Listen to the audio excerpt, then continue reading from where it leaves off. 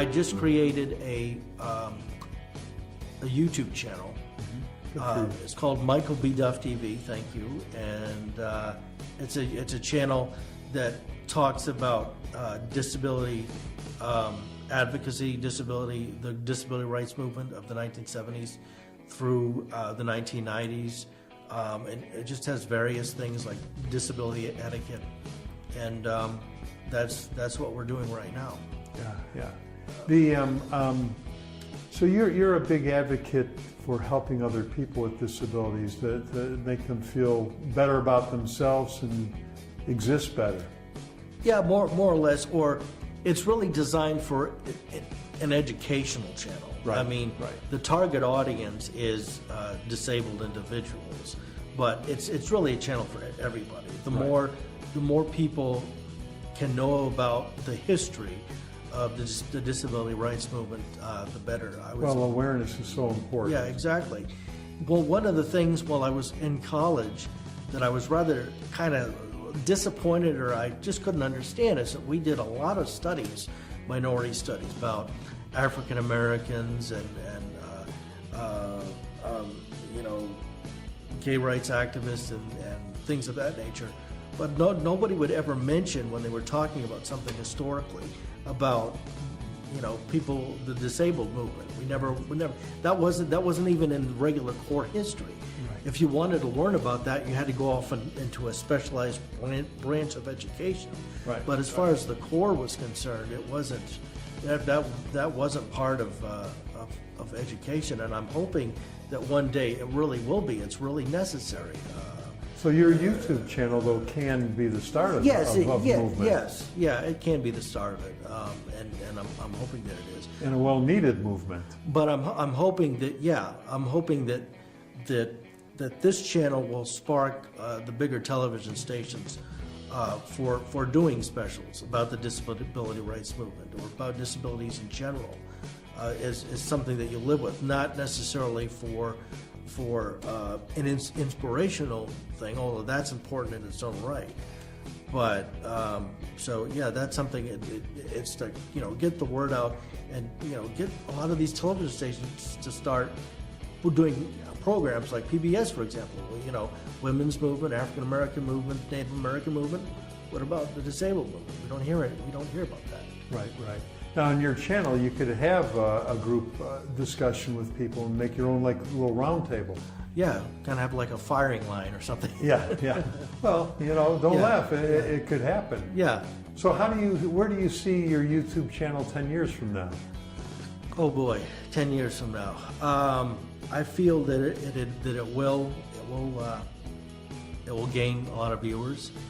Hopefully, I can branch out to many different topics. Maybe if I can get enough people, maybe I will be the interviewer, or be a person that likes to debate things. That might be a little bit difficult because not everybody likes to debate. Yeah. Now, there's been so many inventions in our lifetimes all the time that people go, how did I ever get along without that? Is there something that you go, gosh, if we could just create this one thing, it would really help the disabled, in general? To me personally, I think that no matter how advanced science gets, we will always have people with disabilities. We may decrease the amount with the technologies and things like that, but there will always be diseases or things out there that will have a population of people with disabilities. In other words, I don't see a society where everybody walks and everybody nobody has disabilities. That's because disability is such a broad topic. I mean, we're taking medications now that we don't even know what can happen in the future. I mean, what cures now can cause disabilities later. Later.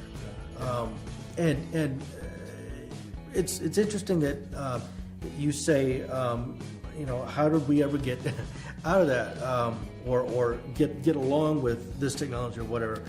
If it hadn't have been for Dragon Naturally Speaking, I'm sure you're familiar with it.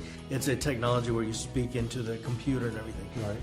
it already has the words already spelled correctly, and I know how to deal with punctuation. Right. So that was a godsend. Had it not been for that, Right. I'm not sure I would have gotten out of college. Right. And you know, when I first started with that, it was a very cumbersome piece of software to you know try to get it just right, and it would make mistakes. But now, I mean, it's just you just read something almost in a fast voice, and you have it printed right there. How proud were your parents when you graduated college? Oh, they were ecstatic. They were very supportive, and they, it's interesting that as far as going through barriers, that in my opinion really didn't need to exist. Up to the last thing was to actually go to the graduation ceremony and walk up to this Coliseum and hear that, oh, well, there's no ramp here, or there is no elevator here. I'm sorry, dude. We know somebody in a wheelchair, and we just carry him up. And so I'm actually going up the steps, climbing up the steps as the last. I mean, there had to be one last barrier. Right. Many times, getting back to college, and I want to really emphasize this, is that when my vision really started going bad, I was having to go through a lot of doctors that didn't know why my eyes were doing this. Right. They didn't understand the light sensitivity and stuff, and my grades were dropping because I wasn't doing well and I couldn't read or whatever. Then when it got to be 2001, I made the decision that for the next semester, if my grades do not get better, I'm gonna quit. I've had it. I've had it with the administration. I've had it with disability accommodations office. I've had it with all these different things, and I'm not going to pursue this anymore. And that very semester, I took a RTVF writing class, and I got an A in that class, which is I didn't make a lot of A's in college. I made a lot of B's and C's, and so my GPA ended up going up 1/10 of a point, 1/10 of a point, and I said, okay, well, I guess I'll stay in then. So I stayed in. Yeah, good for you. So if it hadn't have been me for praying to God about that, or just that even happening, I would have just said, forget it, I quit. What's the happiest time in your life? The happiest time, I know it's been 10 years, but it still remains walking across the stage of getting a bachelor's degree. Yeah. That's the happiest moment. One thing I didn't add was that before I had made the decision whether or not to go on, I said to myself, well, I'm going to take all the credits I had in order to get an associate's degree, just in case this bachelor thing doesn't happen. Right. When you dream at night, what do you dream? I dream of a world where people are much more aware of people with disabilities, what they have to go through, the history of disability advocates like Justin Dart, Ed Roberts, and Judy Heumann. I dream of a world that is much more educated in that arena than is now. Right. I dream of a world where people that get help from the VA don't have to go through so much red tape. These are the people that put their life on the line to defend for our freedom.